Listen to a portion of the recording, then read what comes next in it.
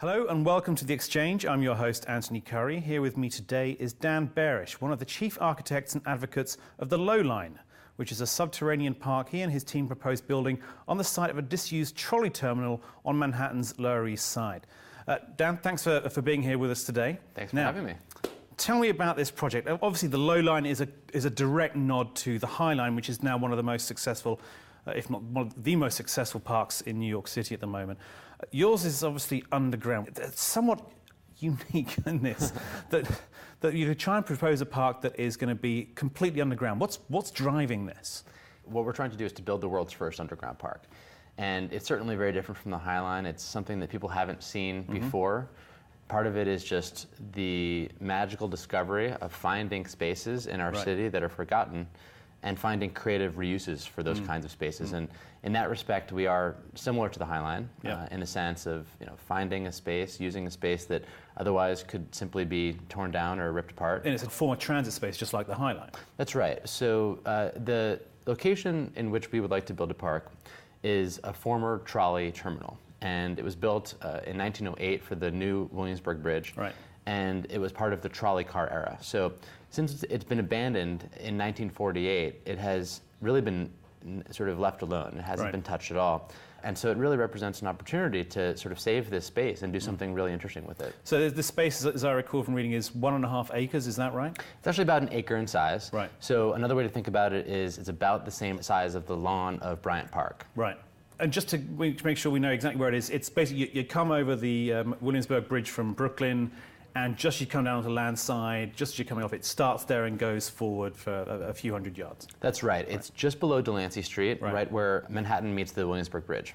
What do you want to do with this? You want to turn it into a park, you want to turn it into a regeneration area and get plants under there, which in itself demands a degree of technology, but what do you want people to be able to do when they go down there or see when they go down there? Certainly. So as you say, the central plan involves drawing natural sunlight underground, and that itself is challenging. And put simply, we collect sunlight at the street level, reflect it underground using a system of optics, and then channel enough sunlight underground so it can create the experience of natural sunlight, and enough sunlight to actually support photosynthesis and support plants and trees and some grasses.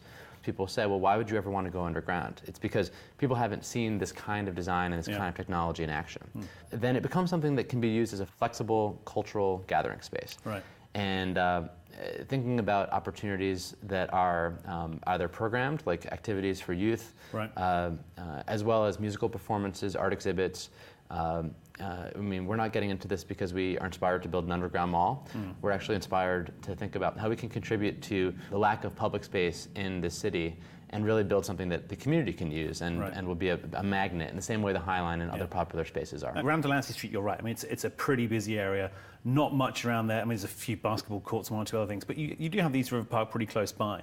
What's the benefit of having an underground space nearby? You know, that's true. There is a park on the East River. We've been doing a lot of work with kids in the neighborhood. There's a high school right across the street from the Lowline where we actually did a bunch of design workshops. And we brought kids out into the neighborhood to sort of do a little bit of testing, sort of see what their reactions are to the parks in their own community. And the East River Park that you identify, in order to get there, you need to cross over the FDR, a huge highway. It's not really very friendly for young people and for kids and for families to sort of get over to that space. I actually, I love the East River Park. It's a great space, but it's not accessible. It's not local and really there for the community. The Lower East Side has always been this tremendously dense part of the city, and new major redevelopment will bring 1.5 million square feet of redevelopment to the area, making it even more crowded. So, I mean, here we are in Times Square, where a very small corridor is being transformed into a pedestrian corridor, and that will immediately get soaked up and used by all the tourists, but a lot of New Yorkers as well. There's almost this infinite need for new public spaces. The High Line had a lot of people against it in the early days before it opened last decade. Now it's, by square foot or whatever, it's the most popular park in the city. How do you get the city involved in this? I mean, if I look at what the High Line did, they've got most of their funding has come from either the city or federal government. They've spent, what, $250 million so far? You know, the High Line is a great model and very inspiring model for us, and a lot of the team behind the High Line is actually advising us very closely. And the High Line, as you note, definitely depended upon a really significant amount of public funding at the city, state, and federal level, and that'll be an important part of our fundraising. I think the central argument to the public type of funders are, first of all, you can see the kind of economic benefit that a new public space will generate for a surrounding neighborhood. By some estimates, the High Line has actually led to $2 billion of additional retail and residential development on the far west side of Manhattan. Right. There's a local community element to that too. It's sort of an economic justice story in terms of the people that don't have a lot of access to public spaces and providing them with a new environment to enjoy. Hopefully our policymakers are looking for that kind of a success story. So how much, have you got an estimate you're giving these guys of how much money you might need over a certain period of time? We conducted a feasibility study that put the number for the capital construction costs around $60 million. And we would like to be able to produce this space and transform this site into the Lowline in about 5 to 8 years. Right. So that is definitely a big challenge, and that's something that hopefully we can work with the next administration to first get official permission to build in the space, and then begin that capital campaign in earnest. I think what's nice and what we've seen with the High Line and what we're really trying to build with the Lowline is something that will provide a lot of different kinds of opportunities for investors, supporters, and donors to really get involved. Let's get to the nub of this. We've got an election coming up for the mayor in a month or so. I'm assuming you're going to have a preferred candidate. I wonder if it might even be Joe Loder, considering that he used to run the MTA, and may well have much more of an interest in trains and subways and trolley cars. So what's your view on who you'd like to see win? Well, both of the candidates are strong. I think certainly we'd like the next mayor to be supportive of public spaces and be supportive of what we see as something that would really contribute to the Lower East Side. So have you got any indication from either of them yet? I mean, I'm sure it's not the biggest thing on their radar screen as they go for the election, but any sense from either of them whether this thing would even interest them? Here's what we will be able to deliver to the next administration, whoever the next mayor would be.